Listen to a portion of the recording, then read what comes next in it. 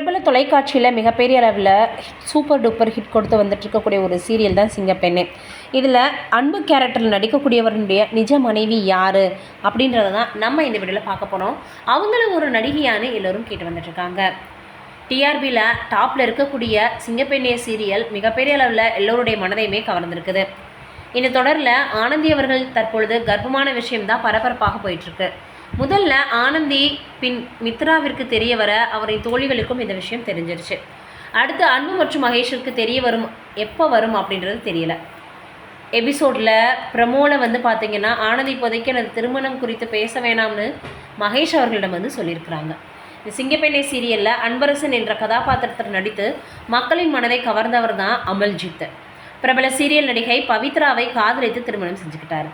பவித்ரா அவர்கள் கண்ணே கலைமானே என்ற தொடர் மூலமாக மக்களிடம் பிரபலமானவங்க.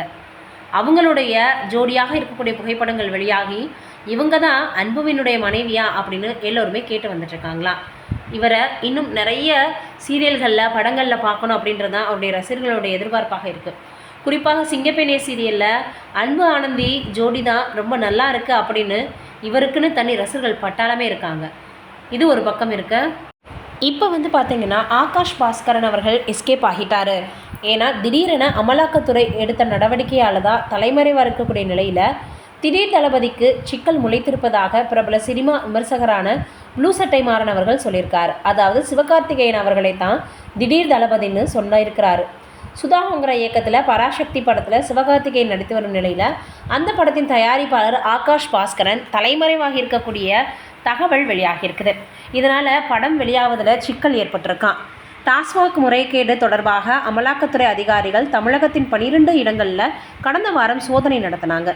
குறிப்பாக பராசக்தி, இட்லி கடை உள்ளிட்ட படங்களை தயாரித்து வரும் ஆகாஷ் பாஸ்கரனுக்கு சொந்தமான இடங்களில் சோதனை நடத்த திட்டமிட்டுள்ள நிலையில் அவர் தலைமறைவாகி இருக்கிறார்.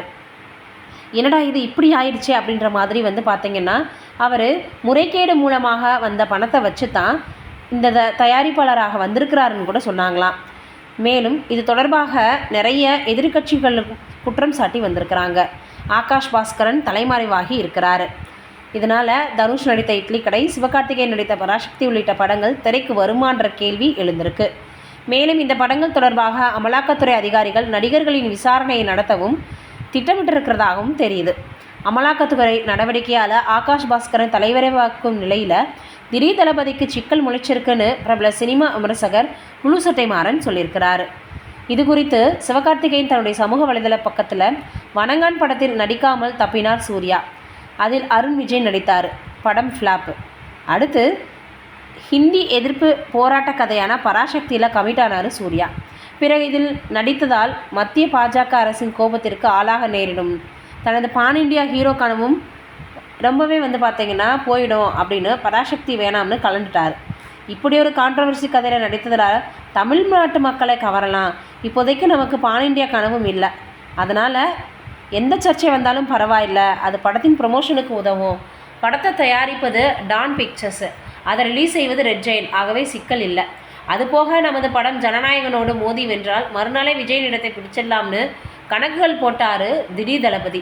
ஆனால் தற்போதைய இடி ரெய்டுகள் இவரது கணக்குகளை கலகலக்க வச்சிருக்கிறாங்க அப்படின்ற மாதிரியாக இப்போ ப்ளூ சட்டை மாறன் அவர்கள் சொல்லியிருக்கிறது ரொம்பவே வைரலாகி வருது. நீங்கள் என்ன நினைக்கிறீங்கன்னு கமெண்ட்டில் சொல்லுங்கள்.